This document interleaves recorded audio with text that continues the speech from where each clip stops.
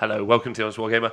I'm your host, Rob, and I'm very, very excited because we are back with the Age of Sigmar stat show, one of the most famous shows in the whole world, I would argue. And I'm joined by the wonderful and, long lost Mr. LLV. How are you, sir?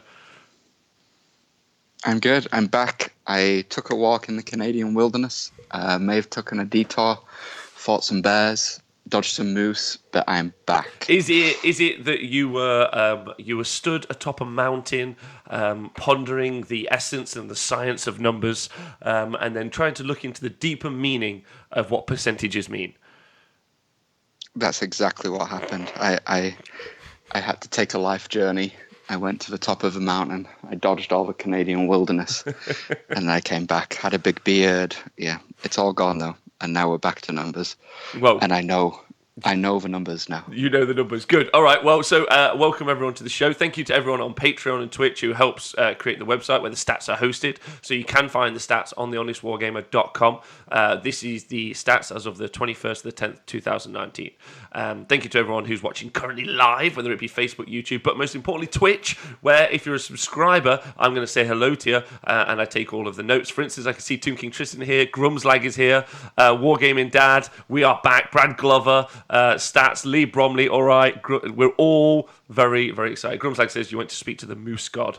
So LOV's on a time budget, so we're going to dive straight in. If you do want to see the stats, if you listen to the podcast, make sure you stay hydrated.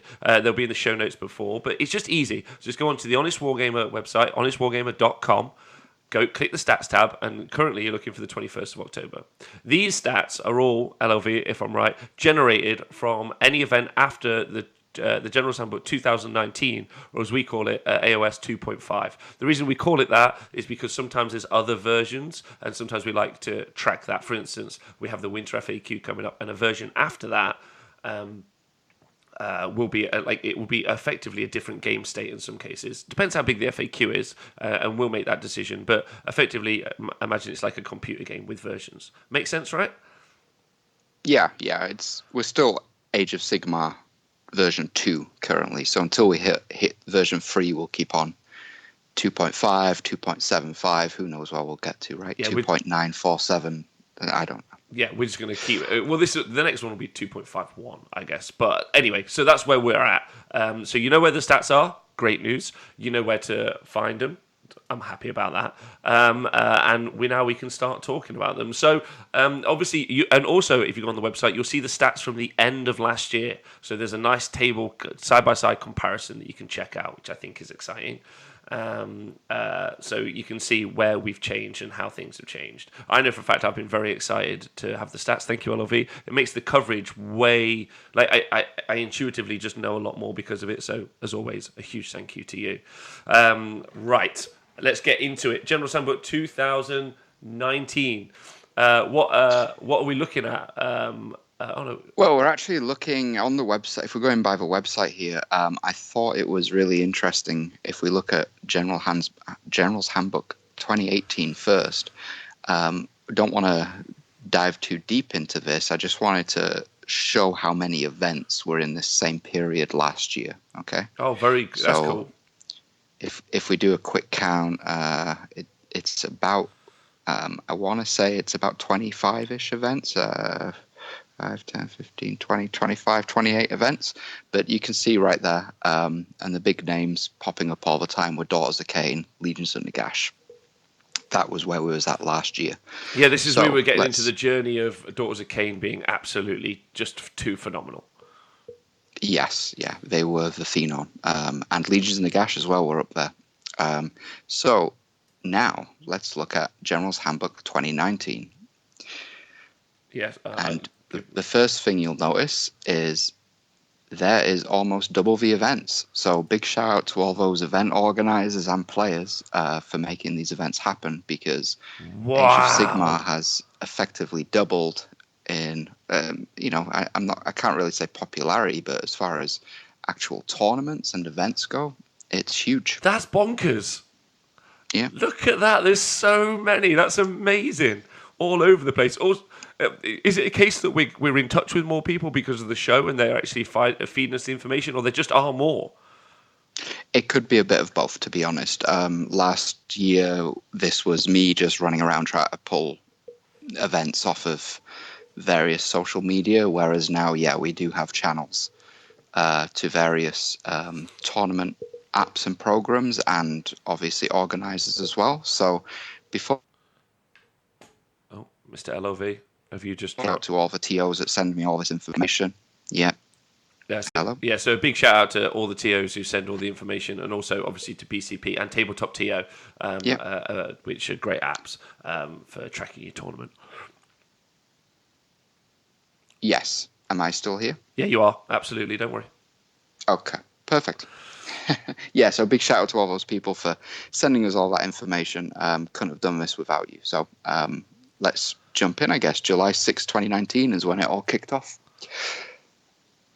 Hold on, just before we get into it, Rintra just said, really shows how people are buying into the stats overview. A lot of people find it very interesting. Yeah, me too. I think it informs us all. I think everyone in the Twitch chat right now is excited about the Dublin. So let's jump in and let's see where we're at, shall we? Yeah, go ahead. So SXGT is where we started. Now, just to explain, the yellow highlighted events, those are events where we either only have partial data or no data. So they are not, the numbers we're going to look at are not going to be inclusive of these events yet. But as time goes on and we track these numbers down, we will add them into the overall stats. Make sense? Yeah, absolutely. Perfect. So the stats we're looking at don't include SXGT, Blackout, Pompeii Village, Maha Massacre. I intentionally didn't say the World Gotta AZS tourney, but I've said it now, so I'll continue. And then some of the most more recent ones. But when we get the info, they'll also be piled into the stats to change the shape of them. Okay, very cool. There's loads though. So should I rifle through? Yeah, we don't want to we've got lots to get through, so we won't spend too much in here. But yeah, if you want to just have a what jumps out. Well, I think things that jump out are really large scale events. For instance, Midwest Meltdown. We've got Heat Knights Assassination first with Daughters of Cain and Ironjaw second. And I think that Ironjaw shout is really cool. It's also seeing the first podium for Fire Slayers with the Forge of Souls GT. We saw a couple of those last year just before the season closed out, right? But Fire Slayer is still doing it. Obviously, there's a lot of Heat Knights of Slaanesh, as you can see there at the start of the year, like a ton. But then it does start to mix up, it seems, as it goes forward with the smattering of Heat Knights here and there. Then you've obviously got your Flesh Eater Courts, who are still what they are. It's interesting that when we get to the meta percentage, see what the General's Handbook did to their their placings in because they were super popular at the end of the season and they were winning events all over. Seeing Skaven, which is nice, and things that jump out. Obviously, those Ironeth Deepkin picks, probably in my opinion, the best army in the game right now as a counter pick to all the other armies, which are effectively unplayably strong. As an example, but got a big shout out to the OFC AOS GT in the USA. 24 players, but won by Sylvaneth. Post the new book. That's impressive, in my opinion. I wouldn't have expected that to happen. And then it seems like August, the Slaanesh players all went to sleep, and then they all came back out September. October time. A notable Blades of Khorne win there. I think that's quite cool. A Legion of Grief win as well. So what's nice is there's a nice spread.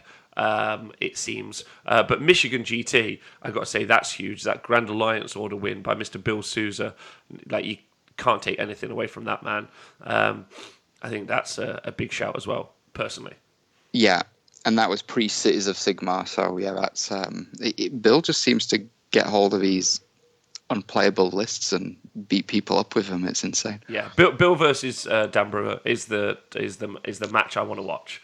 Let's make it happen. Okay, so you can check them out there as always on the honest-wargamer.com. Should we move on to our next table? Yeah. I think as time goes on, and we're not just doing a massive dump of events, nearly 40 events, we can spend more time actually analyzing the individual events as time goes on. But yeah, they're all on the Honest Wargamer website, so go and check them out, people. Yes, please do. I'm just extending. Oh, sorry, keep going, Oliver. Keep talking. I've just got to do some tech. This hasn't worked out the Yeah. way I thought it would. Oh no, scrolling. So yeah, we're basically gonna jump from the full events overview into what that actually looks like in a table, as far as first place, second place, and third place, and top tens sorted by that.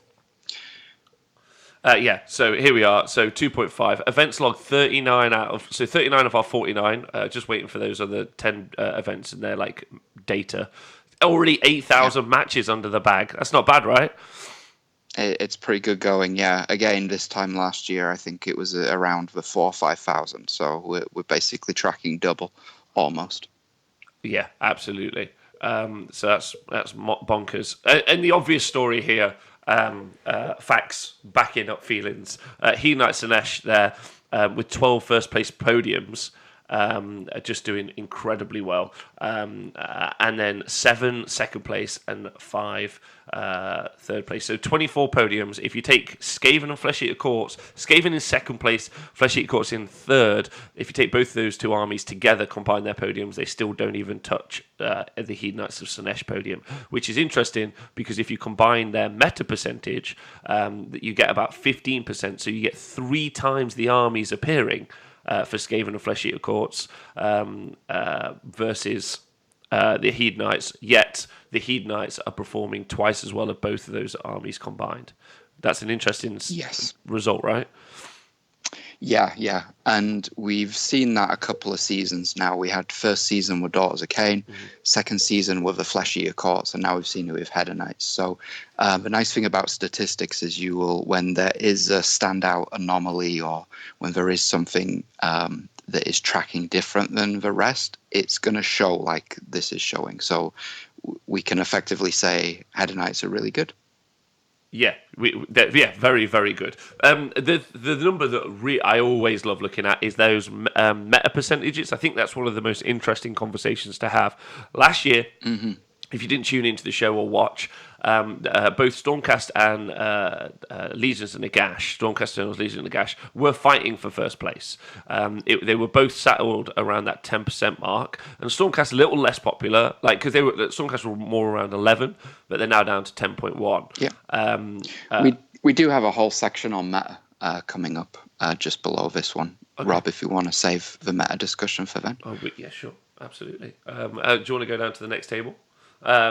Yeah, so that's just next thing we're going to look at is a nice little chart I have compiled, and that just shows you again visually Head Knights of Slanesh pretty much double everybody else there.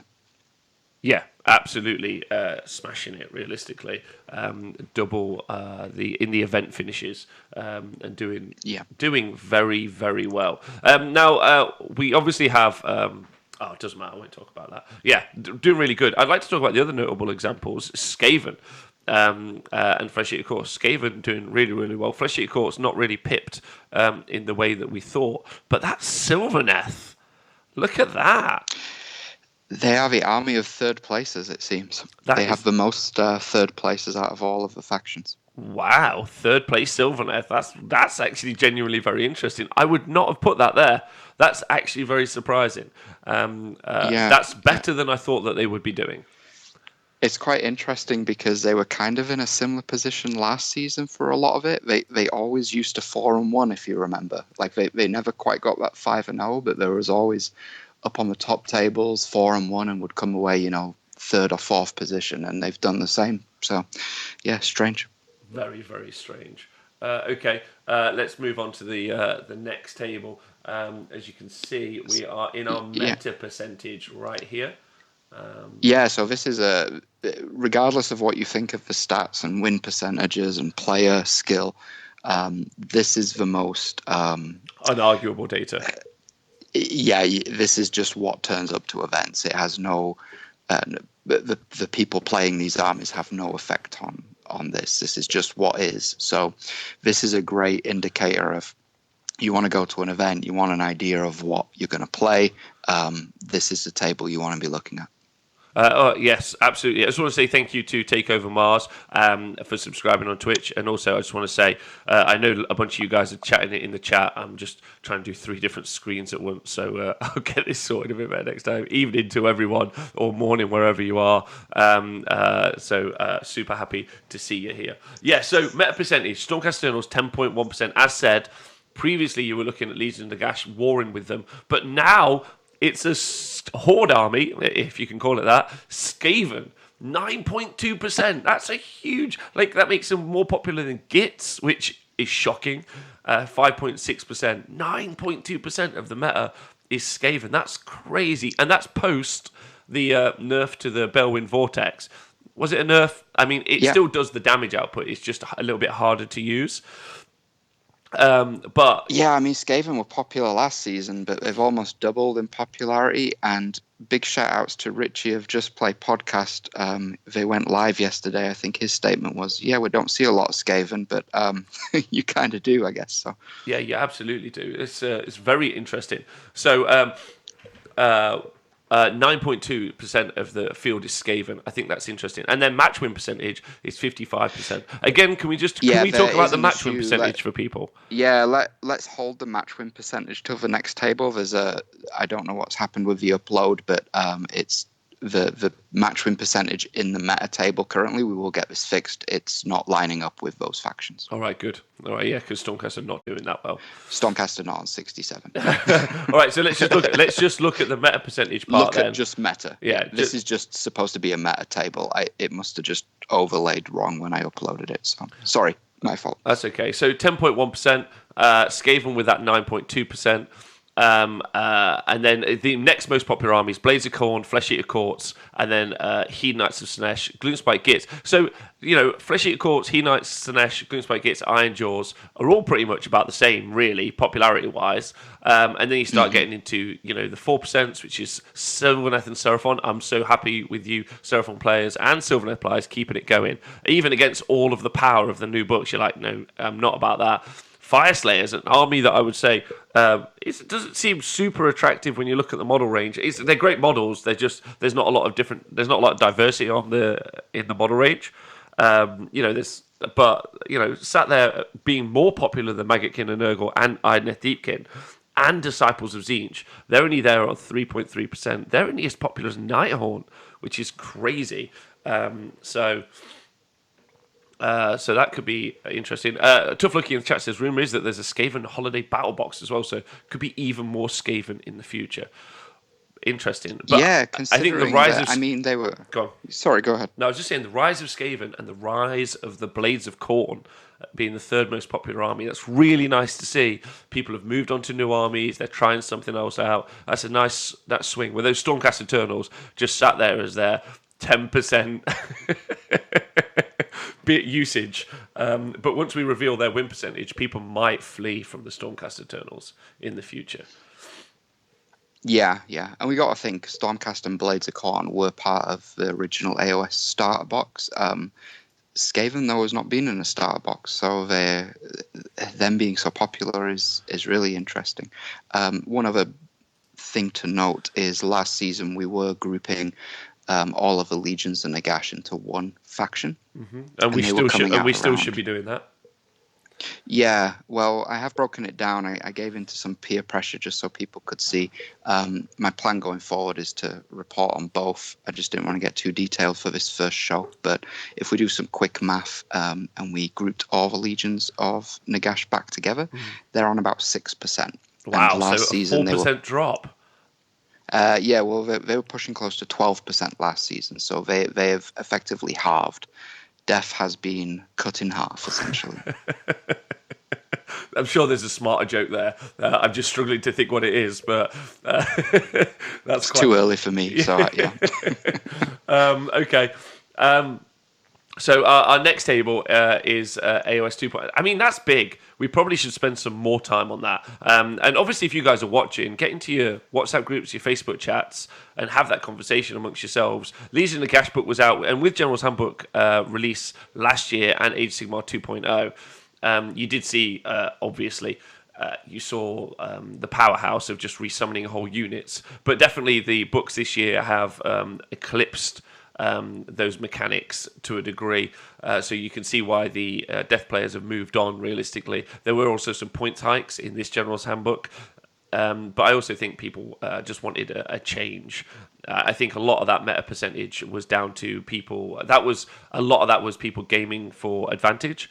And so I think now you've got a bunch of people that have moved on to the other armies which have a much clearer and more distinct gaming advantage in mechanics. So it's not as easy to get free. Now you don't want one free unit back now, LOV. You want 350 point models or nothing. It's not. Yeah, basically. I mean, if speculatively, okay, total speculation, but if you take the 6% that Legions of Nagash has dropped, and we look at Skaven and Hedonites from last season to this season, their combined upward trend is about 6%. So maybe those players that were playing Legions of Nagash are now playing Hedonites and Skaven. Wow. Maybe. How dare we say that? How dare we? But also, let's say it too. So we got a nice little pie chart in front of us here. It shows you a bunch of the different factions, and it's just a nice shape. It's just a nice picture. I'm not really too bothered by that. The numbers are fine for me, but people like pictures. They do like pictures. Nathan Prescott, players, they can't read, so this is for the destruction players. There you go. Can we change that to the destruction player pie chart? Also, it's a pie, sure. So it makes loads more sense to them. Yeah. Right, on to a very important table now, the match win percentage. This is it. Yeah, let's look at it. So, so far this season, so since the launch of General's Handbook 2019, the Hedonites of Slaanesh, who have taken up about 6% of the meta, are sat on a 67.7 win rate. Don't forget, we have 10 different events to log into those. A couple of those I know were heavy Slaanesh victories. Specifically Blackout, when we get the results for those, there wasn't a single army in Blackout that even came of Hedonites that came in the bottom third with like 3 in the top 10. So I think actually that number might go up, not down. That 67.7 win rate. If you're a Hedonites and Slaanesh player, you should be aiming for 69%, or you're not really trying. That's thematic, and that's what you should be aiming for. What do you think, LOV? 69 is, it would be good to get that match win percentage to 69%. I think Slaanesh would also like that as much as anybody else. I mean, that's just the right answer, realistically. So let's look at the other interesting thing. So we all know Hedonites are very good. So can we talk about match win percentage as we understand it as a gaming system? That's really important. If you look at other gaming systems, and if you listen to the other stat shows that me and LLV did, you'll be able to hear some of this. So I won't go break it down into too much detail. But effectively, like a really good game system, like really good super tight, should have something between 45 and 55% as a win rate. Yeah. Like in your kind of like match win percentage. That produces, like, that's what that mythical term that we all talk about as balance. Because it's Games Workshop, and let's just be kind to them. Let's go between 40 and 60%. That's still a pretty massive difference. If your army is on the 42% win rate and the other army's on the 60% win rate, that's an 18% difference, which is almost an entire match at a tournament, in a 5-game tournament. So that's really big. So anything that breaks the boundary of 60%, especially when it's very popular, like we're going to look at Legion of Night, and they're so underplayed that their stat is probably an aberration. Whereas Hedonites... Yeah, we can call... Yeah, it's a bit of it could be an anomaly, right? Anything under 1% of the meta, you can kind of look at and say, right, that may be an anomaly. But anything more than 1%, you can start, especially when it's 5.8% like Hedonites. That's a real percentage right there. That's what you would call an issue if we're looking at 40 to 60% being our range. Yeah. Yeah, for instance, if I was a game designer, I'd look at the match win percentage of Hedonites and I'd say, well, that needs to be curtailed immediately. because like that, and that as pointed out by 8 Star Painting, I only went to one event with Sinesh and I went 4-1. The only army to beat me was the other Sinesh player. So you do have to remember as well the way that Swiss pairing works. So if the best someone who beats someone plays someone else who's beat someone else, so you keep playing people who've got victories, you end up in a pool with people with victories. If one army, let's pick Sinesh as an example, keeps doing very, very well, they're probably going to get into the mirror matches, which will drop their win percentage. In my opinion, that should actually be even higher. I was looking at a lot of the numbers actually while inputting all this, and there's so many round 4s and even a lot of round 3s where Header Knights will play Header Knights. And it does kind of cannibalize their results. And it's just a consequence of having a 5-round tournament. But if Swiss you had longer round tournaments and Swiss pairings, exactly. So what's going to happen is the best are going to face the best. So they're going to cannibalize. I wouldn't be surprised when I'm speculatively doing this, but I think their match win percentage is closer to that. Certainly about 69, probably closer to 75, 80 if you looked at it as a pure result. Yes. 80? Okay, never mind. 75 to 80. Okay. Yeah. All right, which is an issue, which we saw also with the issue with Daughters of Cain last year. In Winter FAQ, let's put our hopes and dreams and Flesh Eaters. And Flesh Eater, of course. Flesh Eaters had the same thing last season before GHB. Yeah. Yeah, after their book release, they Correct. skyrocketed in results. So let's so we can draw a line under that conversation. You guys can have that conversation with yourselves. I've been fairly vocal on what I think needs to occur with that, but we definitely, in my opinion, in gaming terms, you need to work out if you're going to a tournament. 6% of the meta is pretty high. It's as many as you're going to face against Legions of Gash. You're going to have to play that army and potentially try to beat it. So good luck there. That's not easier said than done, but. So then next up, Tiny Dino in the chat, big love. Warhammer Rob, also love you as well. He Knights is an issue and should be boxed out of the game currently, and is probably the reason a lot of the other armies have necessarily low win percentages. So something to be thinking of as well. It's like a guard dog keeping everyone down. Legion of the Night, bit of an outlier, 0.5% with a 61% win rate. Pretty cool, but yeah, I'd love to see more people pick that faction up and see if that's an actual legit thing as far as can they keep that. But yeah, the data's so small, it's likely just there's a handful of players playing it. So yes, absolutely. But the big story, 3.3% of the meta, Daughters of Cain, I've got to tell you. So they were the terror. They were the best faction of General's Handbook 2018, nearly picked at the post by Flesh Eater Courts, but they held on to it and they're still on that top end bracket 60% win rate, but like almost a 20% decrease from last year. Yeah, they're still so good. I mean, if you look at the little table there, it shows you their 5+ wins, 4+. I'm sorry, Heinrad, but I think that 1 win and 0 win, I think it is Heinrad. So if we took Heinrad out of the Daughters of Cain stats, they'd actually be a lot higher. But no, they're still very, very good. Okay. I heard, I saw on Twitter that GW have hired Heinrad actually to start the Head Knights of Slanesh army. So like the stats. we could also see their stats going down in the very near future. Yes, but they do still have so many players they might not. So a bunch of the others, like Devoted to Sigmar or Draconis, are armies that no longer exist thanks to Cities of Sigmar. So we are going to effectively just curtail them into a bracket, which we're just going to in the future just call like old. Or something equally horrible, but put that as a that we'll clump them all together. But for initially now, some of them did okay. But the next big faction to look at would be the Flesh Eater Courts, right? Yes, yeah, and again, they're not a terror they once were, but they're obviously still good. They're pushing a 60% win ratio, and again, they're getting 3 and 4 wins consistently at tournaments. So still a very solid army. Yeah, we'll call them historical. Thank you to Bazakuna in the chat. 6.2%, 58%. So they're still sat at that top bracket. They've got 4 5+ wins at tournaments this year. They're still just a devastatingly good army. Their mechanics are really strong. Piling and attack twice, attack on death, free summoning at the start of the game. They've just got an outrageously strong deck and book that's super forgiving in its play style.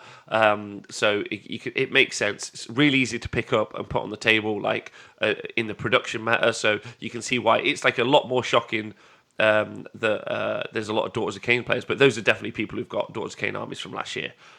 Because that number's gone down, not up. Flesh-Eater Court seems to have gone up a little bit, or as a float. It was threatening that 6.2% last year, wasn't it? Yeah, it was around the same. People had picked it up towards the end of the year, and funnily enough, as well, you'll get sometimes an army will get a stigma. So people, I think that's what happened with Daughters of Cain. People just stopped playing it. Whereas when something's perceived to be a little bit less good, you can see people like go back to those armies or pick them up again. I think that may be what's happened with Flesh-Eater Courts. Yeah, absolutely. And next up, Legion of Grief. Really nice to see them in there. 1.7% of the meta is pretty popular, and that's basically people taking their Nighthaunt army and just giving them better allegiance abilities. Basically, good Nighthaunt. Yeah, good Nighthaunt is what we should call it. Some people say fake Nighthaunt. Yeah, real good Nighthaunt, right? 1.7% of the meta, which is called 2 podiums or 2 5+ wins even. And then 56% win rate, nearly 57. So really at that top bracket, and obviously these are picking Skaven out, who are next. Skaven sat on their 55% win rate. Now, for all the things I'll do to lambast Skaven, they're a very, very strong. I don't think he was allowed. No, they're a very good army, aren't they? No, it's okay. Like Skaven are the best. It ended today. Oh, yes. No, but for all the things to say about Skaven, them being nearly as popular as Stormcast, so there being like a 0.5% difference between the two. I think what's quite telling is the difference in the win rate. So Stormcast, if we do a comparison as the next most popular faction, down at the bottom of the table they're 10% of the meta. Skaven are 9.2. And then Skaven are 10% match percentage win rate better. So it's because they've just got a lot of tools. They've got horde elements, mortal wound shooting.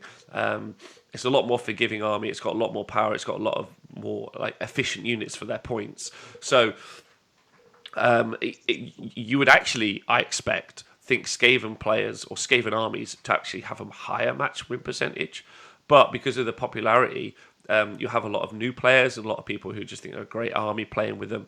And I would actually say it's a lot more delicate army to play than, let's say, Hedonites of Slaanesh. Like, you actually, as much as I think it's an incredibly strong book, I actually think Skaven, you can make a lot of mistakes with that as an army. So I would actually expect their win percentage to be higher if it was played more exclusively by more serious players. Let's just take it that way. How's that sound? Does that sound fair? No, that's totally fair. Yeah, when you get to be one of the highest used factions, you are going to get people picking up the army for the first time, or you've got players that are just playing their, Skaven army that they've had for 20 or 30 years. So they're not necessarily going into events to win the whole thing. They're playing. They're playing to have some beers and have some fun. I think would be a fair assessment. Talking about the people in the chat who just want to want to just have fun. Grubtag says Slaanesh players laugh at the stigma. Napreen says Naprapatine says if Stormcast Eternals players would just play Anvil Strike only, at least Stormcast Eternals would sit on that 50% win rate. I'd hope. Just only do the shooting. Paul says, I don't mind all the gaming gets leaving real ghosts. To be fair, I take out the top Nighthaunt player every event being the only one now. And Evangelist says, I'm a little hurt. LOV lumped my 5 Magma Droth win rate with the rest of those Fireslayers players. I don't want to be tracked with those dirty Hearthguard Berserker spammers, which I think is fair.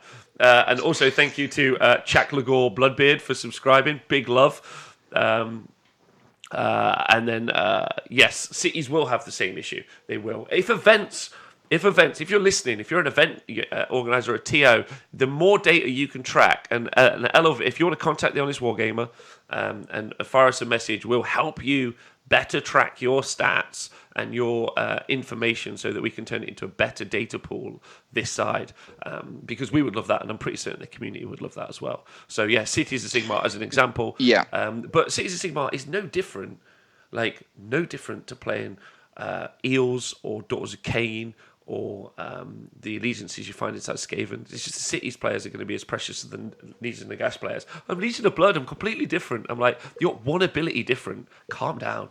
Like, anyway, but it would be cooler. Yeah, it would be cooler to differentiate, wouldn't it? So I'm on that. I'm on board. Yeah, and I can run both. The thing is, if we have the information, like looking at this table right in front of us, we've got Legions of Nagash here with 2 players on 3 wins. The problem is with that is I don't know if those Legions of Nagash were Legion of Blood or Legion of Sacrament. They were just reported Legions of Nagash. So that's the issue when we're reporting with these granular subfactions, is if an event just reports it as a book, we're not going to get full data. So my plan is to have essentially 2 tables. So we'll break it all out for people that want that, and then we'll collate it for people that just want the ease of what's my book. So and also this is a big shout out because it's a big effort as well. If anyone would like to help Mr. LLV with the stats, generate information, be it one of the TOs or an attendee or someone who thinks that they can help deliver information, especially from around the world. Like if you're located in Sweden or America or Canada or Australia, and you can help better get information and feed it through to LLV. I know for a fact LLV is looking for some small. We're getting towards Christmas, so you're looking for some elves, right? To help you put all that information in. I'm sure you'd appreciate some that. Little elves. Yeah, that would always be fantastic. I have to say the information we do get from some of the providers is great because it's already in an Excel format. So that would be best coast pairings and tabletop TO. If you're a tournament organizer, you should. It's so easy. I think tabletop TO are free even. So I think I would use tabletop TO. It's donation based, right? So if you want to give them money, do. If you don't.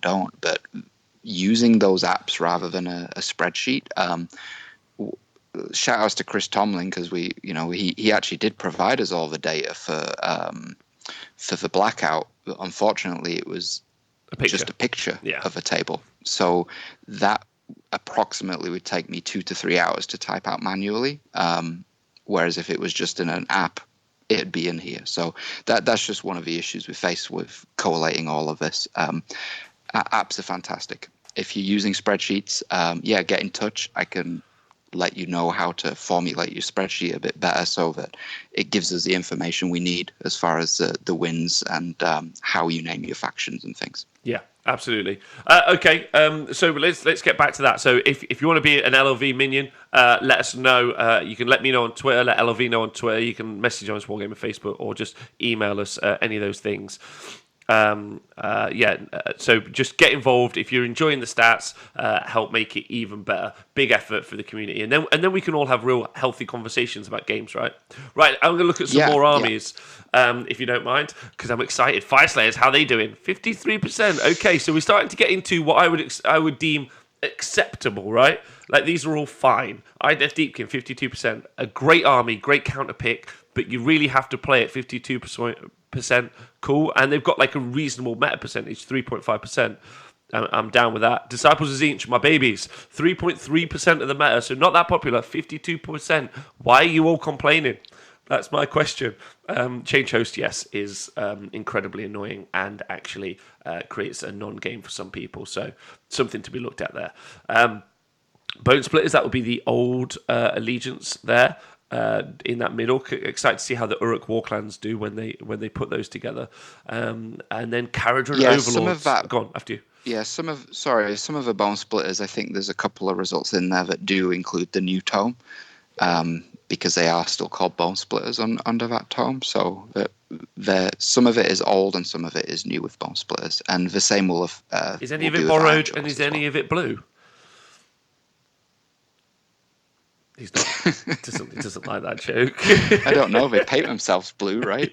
Some of them do, yeah. Yeah, the Icebone ones do, absolutely. Right, so Iron Jaws, which is, some of it's new book, some of it's old book, but we will get that separated out. They're sat at that perfect place. Yeah, the most honest army in the game, an Iron Jaws army. They just want to fight 50%, 49.9%. Couldn't get fairer. If you're an Iron Jaws player, you're just the salt of the earth. LV. Yeah. If we remember last season as well, they were like the kicking boys. Hello. Oh yeah, they were. They were the kicking boys. They were right at the bottom of the pile. That's a really good point. So now they're not. So in a really really strong place, which is cool. So like they've definitely pumped up. Yeah. Yeah, I like seeing a good Iron Jaw, like right in the middle there. Like they're like not quite the gatekeepers, but they keep you honest, right?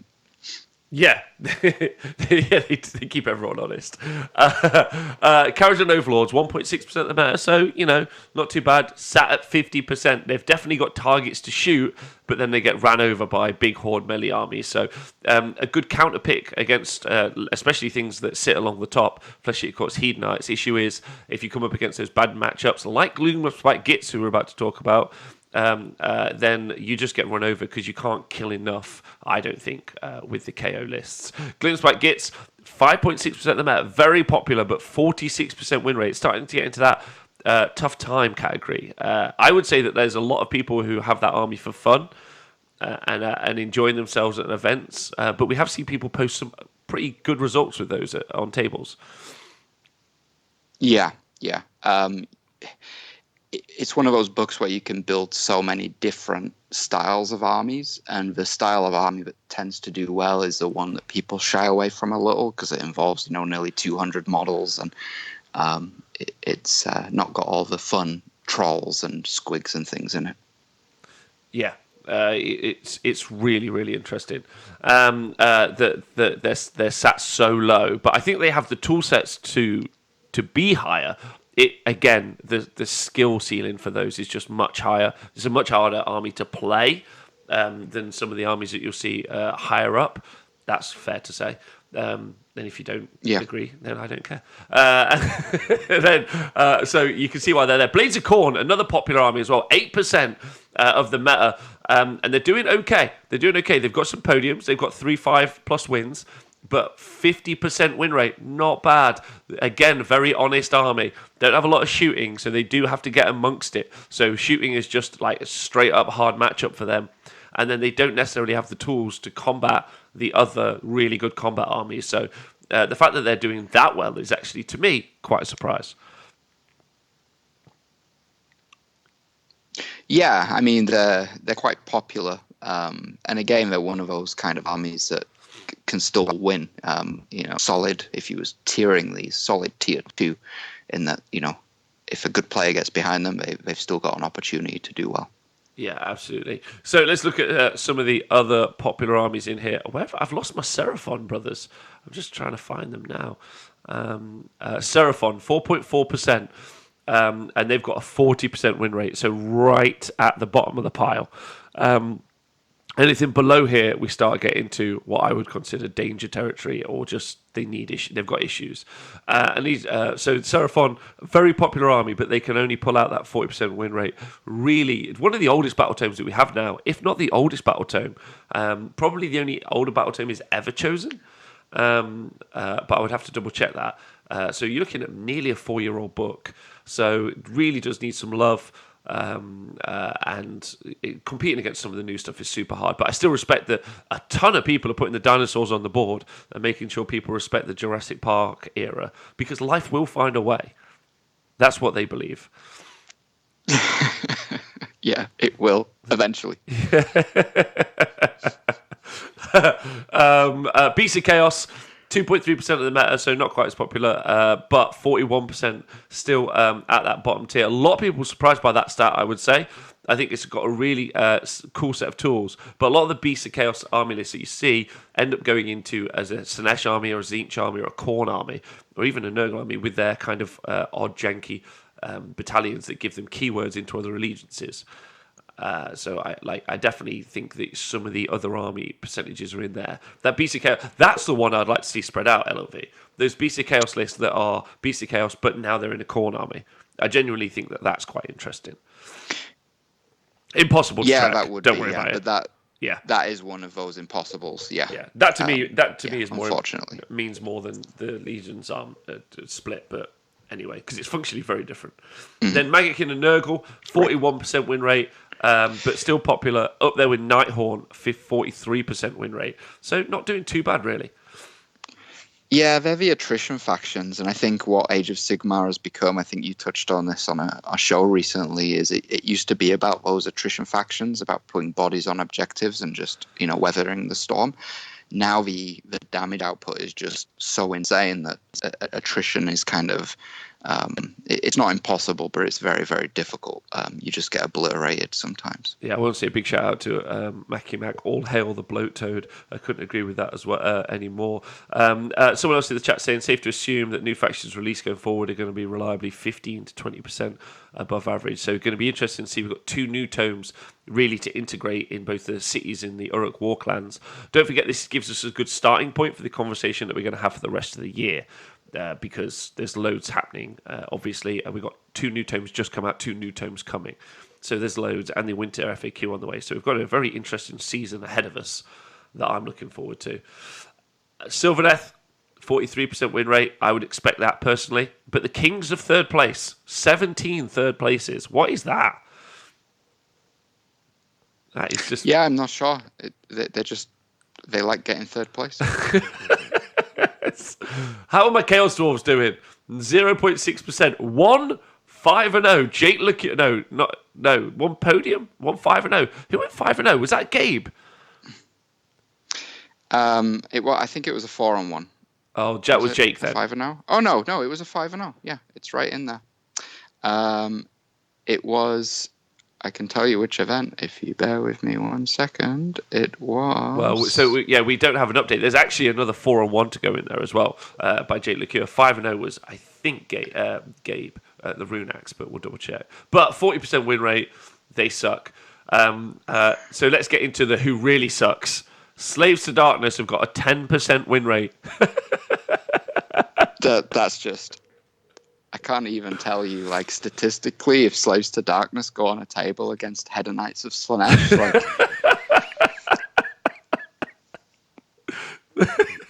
it's a gross imbalance. Just pack up your stuff. Yeah, just take your stuff. Don't even deploy. Darkling Covens, Mr. Steve Dooley, 35% win rate for those guys. Obviously, they're now all pushed into Cities of Sigmar, so we're going to get that cleared up, and that'll look a little bit nicer in the future. Yeah, we wanted to give a final...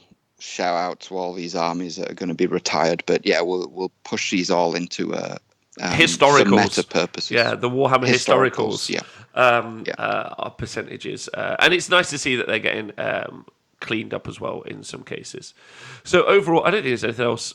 So one thing to talk about, I think this is important: 2 different stats, Gutbusters and Beastcore Raiders. If you put those together, they got 2.1% of the meta. Beastcore Raiders at 1.4%, Gutbusters 0.7%. Gutbusters have got 32% win rate, and Beastcore Raiders have got a 37% win rate. So, big questions. Where are we going to see those sit in a few weeks' time? Come back to that conversation in the future. Very, very excited to see like what effect they have on the game. They're a big pool of depravity. That could be an issue, but while Slaanesh is around, it's going to be an issue for any multi-wound armies like that, unless they have a mechanic that negates it, maybe. Mm-hmm. Who knows? The other thing is we're going to have what are they called? The Ossifactory Bony Boys coming onto the scene. Bone Daddies. Bone Daddies. The Bone Daddies. Yeah. They're on the way, so also interested to see where their stats start to put into in the next. Again, there's the production meta issue. So while the Ocean Bone Reapers are on pre-order this weekend and out the weekend after, excluding Games Workshop employees taking them to tournaments who've already had them in advance, it's unlikely. There's some shade, FYI, from the Stats Center. Excluding do we include those stats? Like, do we include them? That's great. Is that a fair? Is that a fair stat when someone has an army? Stat, but eventually we won't have to worry about that. We'll just ban them.